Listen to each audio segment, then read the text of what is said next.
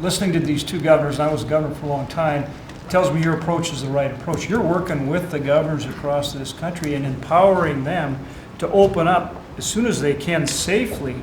Some governors and some perhaps partisans, maybe for election reasons, don't want to have their states open. And then some shouldn't open them quite yet. You know, they're not ready. They went through a lot and they're not quite ready.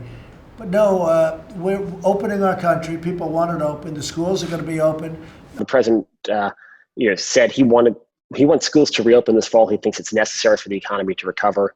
He thinks that you can't have an economic reopening without schools reopening. And then he believes that the testing and other preventative measures that the administration are taking will be enough to ensure that schools can reopen even without a vaccine this fall. That is a debatable point, given that schools bring in people from multiple households. CDC guidance, it's important to note, does advise that schools envision a very different sort of reopening if they do reopen in the fall, potentially staggering weeks, or envisioning short-term shutdowns if family members of students or students themselves do test positive. It also envisions surveillance testing.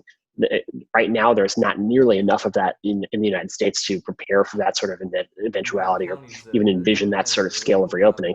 The president is optimistic on that from some of his scientific advisors, or maybe a little less so.